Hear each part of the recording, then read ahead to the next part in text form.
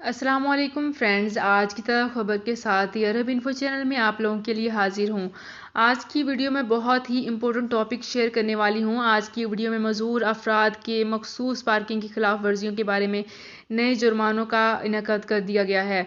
इसकी तमाम तर डिटेल्स आप लोगों के साथ इसी वीडियो में शेयर करूँगी। ये तमाम डिटेल्स जानने के लिए इस वीडियो को लाजमी से लास्ट तक ज़रूर देखिए।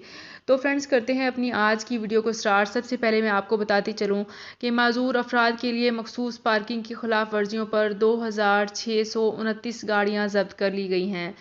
सऊदी अरब में महकमा ट्रैफिक ने माजूर अफराद के लिए मखसूस पार्किंग में गाड़ियाँ खड़ी करने वालों के खिलाफ मुहिम का आगाज़ कर दिया। दी अरब न्यूज़ के मुताबिक मुख्तलिफ इलाकों में महकमा ट्रैफिक ने ज़वाबित की खिलाफ वर्जी करने पर 2629 गाड़ियों को जब्त किया है।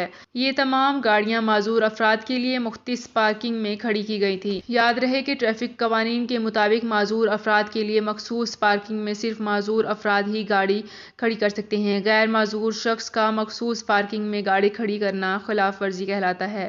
तमाम शॉपिंग मॉल्स, बड़ी दुकानों और मार्केटों के मालिकान को माजूरों के लिए अलग पार्किंग मुख्तस करने की हिदायत की गई है। माजूर अफराद के लिए मुख्तस पार्किंग में गाड़ी खड़ी करने की खिलाफ वर्जी पर सिर्फ जुर्माना ही नहीं होता, बाज़ हालात में गाड़ी जब्त भी कर दी जाती है। तो फ्रेंड्स, ये थी मेरी आज की वीडियो। होप आपको ये वीडियो पसंद आई होगी। अगर आपको ये वीडियो पसंद आई है तो हमारे चैनल को सब्सक्राइब, लाइक एंड शेयर कर लीजिए। तो फ्रेंड्स, मिलते हैं एक नई वीडियो में एक बिल्कुल नई अपडेट के साथ। अपना बहुत ख्याल रखिएगा। अल्लाह हाफिज़।